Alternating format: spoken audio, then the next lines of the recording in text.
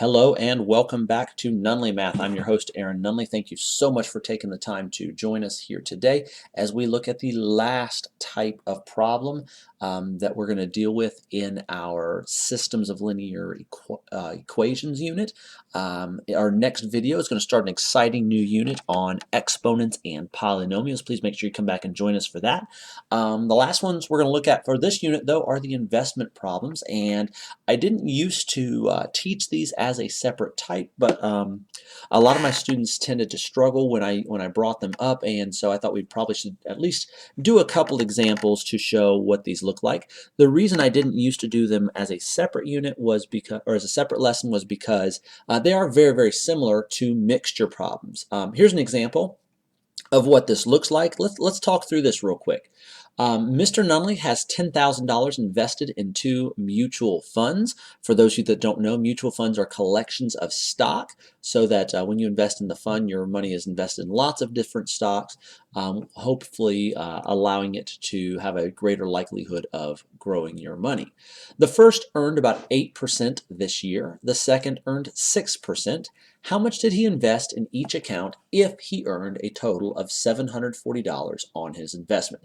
Notice we're asking how much was invested in each account. That means I'm going to be looking for more than one account. So I'm going to call X the amount invested at 8%, and I'm going to call Y the amount invested at 6%, because those are the two that are named. The first earned at about 8%, the second earned about 6%. Notice I didn't just say the first and the second, because that's less informative for me as I begin writing my equation. So we're going to have two equations here. One is going to deal with what we invested. The other is going to deal with what we earned. Now, just like mixture problems, when we do this type of problem, we have to keep in mind that we have two sets of money. We have money coming in. That's what we invest. We put it into the mutual fund. And we have money coming out. Now, ordinarily, we put dollars into the mutual fund, and the mutual fund earns a percentage of that back. Because of that, when we're dealing with these kinds of problems, our percents are almost always down here in the earned equation, So just like with mixtures, we had amounts and then we had percents of those amounts, the same thing happens here. So let's talk through this problem. I have a certain amount of money invested at 8%, meaning I expect to earn money on what I put in. It's like putting money in a bank. Plus, I have more money invested at 6%, and that's going to give me a total amount of money I invested. Just like the mixture problem, I have a number plus another number giving me a total. My earnings, on the other hand, by the way, X plus Y equals the 10,000 we invested is our first equation. Our earnings, on the other hand, are a percentage of what we put in. Now remember, I put in X because I did not know the amount invested at 8%, and I put in Y because I did not know the amount invested at 6%, but I did know the total. So whatever I put in, I'm going to earn 8% of that. And I'm going to earn 6% of whatever amount was put into the 6% account. In this case, that happens to be the Y. And that's going to give me a total amount earned. Now, the total amount earned is written right here. So let's write this. What did I earn on the 8% account? Well, I earned 8% of whatever I put in. That's called the principal, by the way.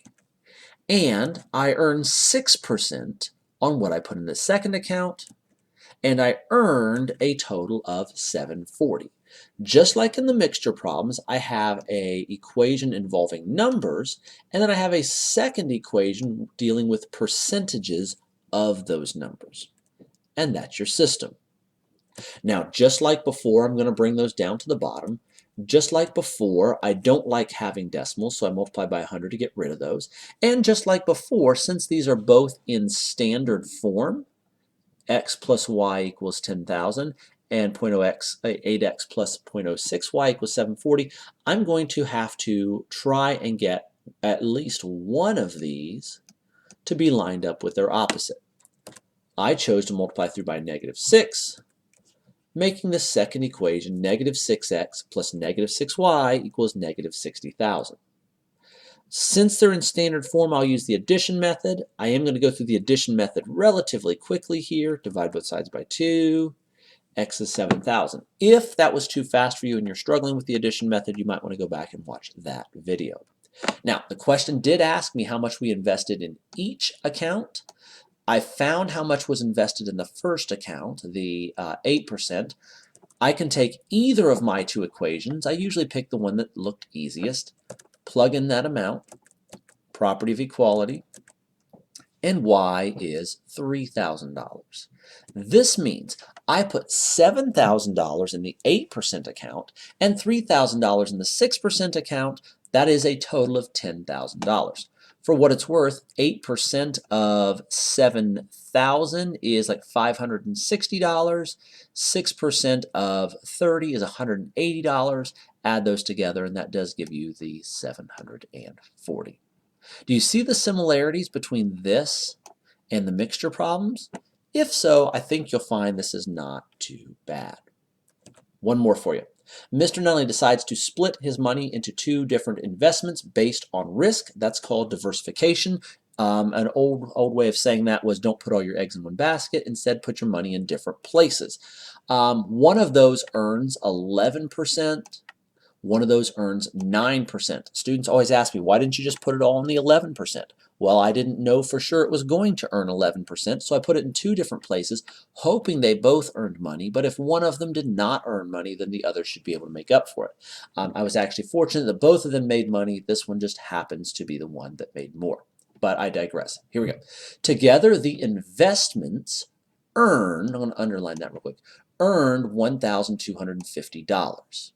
If he put 100 more than triple the 11% into the 9%, the question is, what was the amount of the investment into each fund? Notice the question, how much was invested in each fund? So that's my two variables. I'm going to make X what was put into the 11% and Y what was put into the 9%. And just like before, I'm going to have an invested and an earned equation.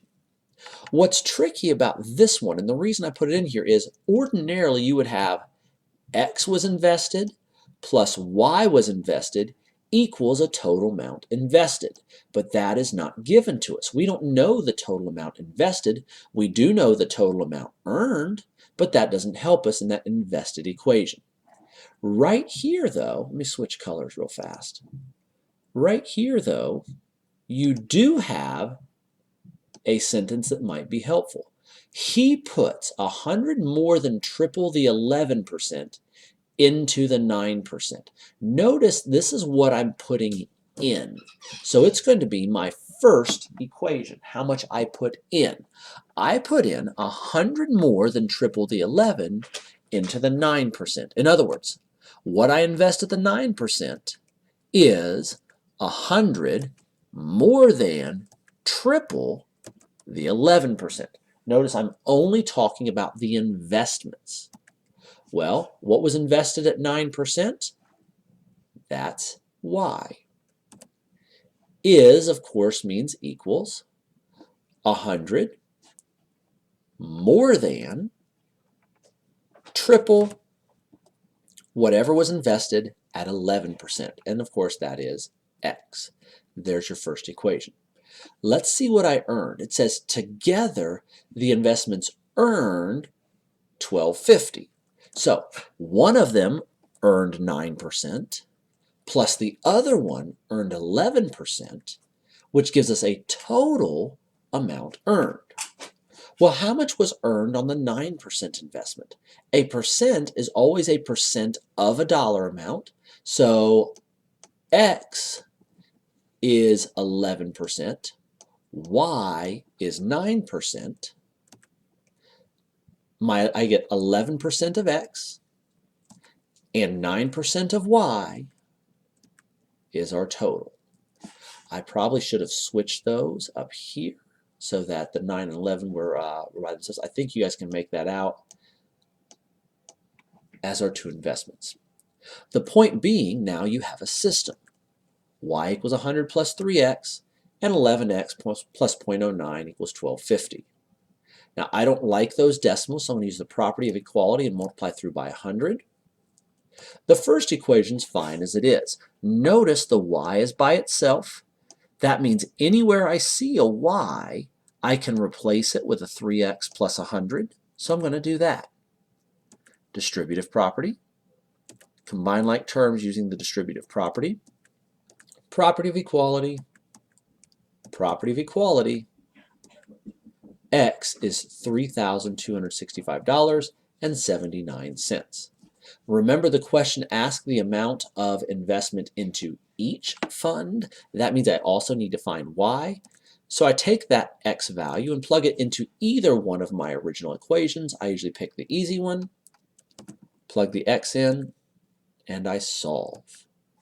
I invested $3,265.79 at 11%, and I invested $9,897.37 in the 9%.